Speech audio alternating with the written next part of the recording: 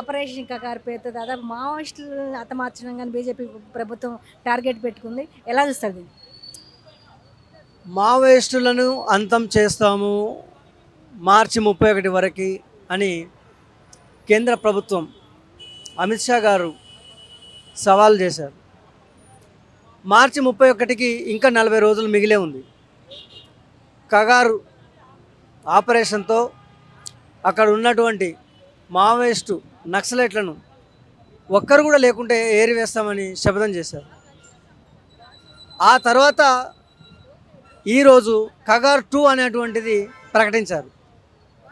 కగార్ 1 అనేది లేదు, కగార్ ఆపరేషనే ఉంది. ఇవాళ కగార్ 1, కగార్ 2, కగార్ 3, కగార్ 4 మీరు 100 కగార్లు పెట్టుకోండి, ఆపరేషన్లు 100 పేర్లు పెట్టండి, మీరు మావోయిస్టులను చంపలేరు. ఆదివాసులను అడవులకు వెళ్ళి ఖాళీ చేయించలేరు. ఇదే విధానం నాడు తెల్లదొరలు బ్రిటిష్ సామ్రాజ్యవాదులు కూడా ఆదివాసుల మీద యుద్ధం ప్రకటించింది. కొమరం భీం చంపారు, కానీ అడవిని దోచుకోవడం మీ సాధ్యం కాలే. అల్లూరిని అంతమొందించారు, కానీ మీరు అక్కడ ఉన్నటువంటి ఆదివాసులను చంపలేకపోయారు. విప్లవకారుల్ని అంతమొందించలేకపోయారు. 100 సంవత్సరాల క్రితమే విప్లవకారులు ఈ భారతదేశంలో పుట్టారు, మనుగడ కొనసాగించారు.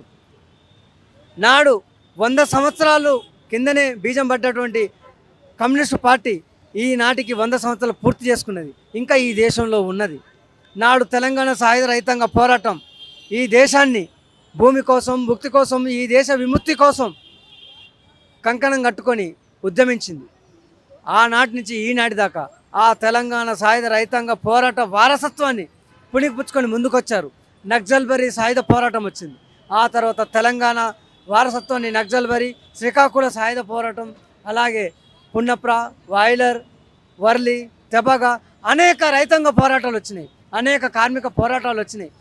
నిన్నగాక మొన్న 30 కోట్ల మంది కార్మికులు, కర్షకులు, నిరుద్యోగులు, ఉద్యోగులు రోడ్ల మీదకి వచ్చి మాకు కూడు కావాలి, మాకు బట్ట కావాలి, మాకు ఉండటానికి ఇల్లు కావాలి, మా పిల్లలకు ఉచిత చదువు కావాలి, ఉచిత వైద్యం కావాలని కొట్లాడారు. ఇది వాస్తవం, సార్వత్రిక సమ్మె దేశవ్యాప్తంగా జరిగింది.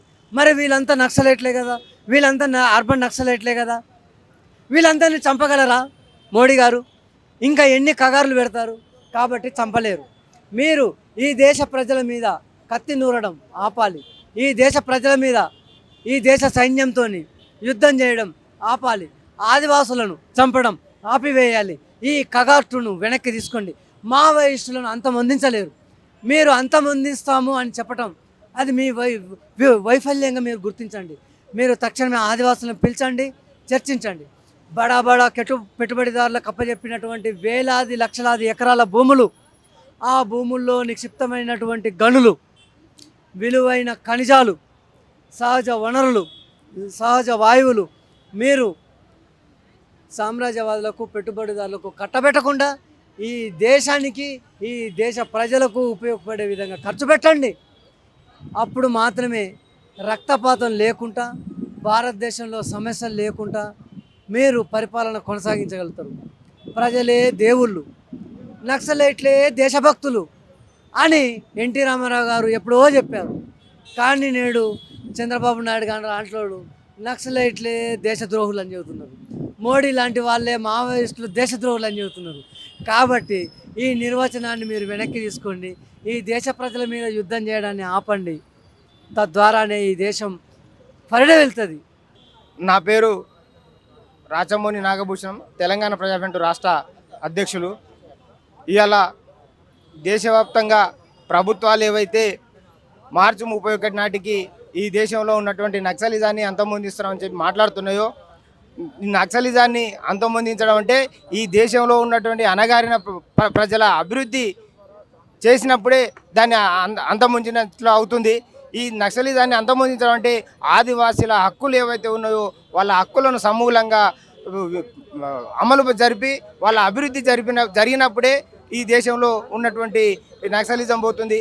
అట్లాగే ఈ దేశ వనరులన్నీ కూడా ఈ దేశ ప్రజలకు దక్కినప్పుడే ఈ దేశంలో ప్రజలకు సంపూర్ణమైనటువంటి అభివృద్ధి జరుగుతుంది తప్ప ఈ బూటక పాలకులు చెప్తున్న విధానాలు అడవిలో ఉన్నటువంటి ఖనిజ సంపదలను మొత్తం దోపిడీ దళారీ బడా పెట్టుబడిదారులకు అప్పజెప్పేటందుకోసం సామ్రాజ్యవాదులకు అప్పజెప్పేటందుకోసం ఆ ఖనిజ సంపదను మొత్తం కూడా కొల్లగొట్టేటందుకోసం మావోయిస్టుల బూచి చూపి ఆదివాసీ ప్రజలను అడవి నుండి దూరం చేసే ప్రయత్నం చేస్తున్నది. కాబట్టి ఈ విధానాలను కేంద్ర ప్రభుత్వం తక్షణమే మానుకోవాలి.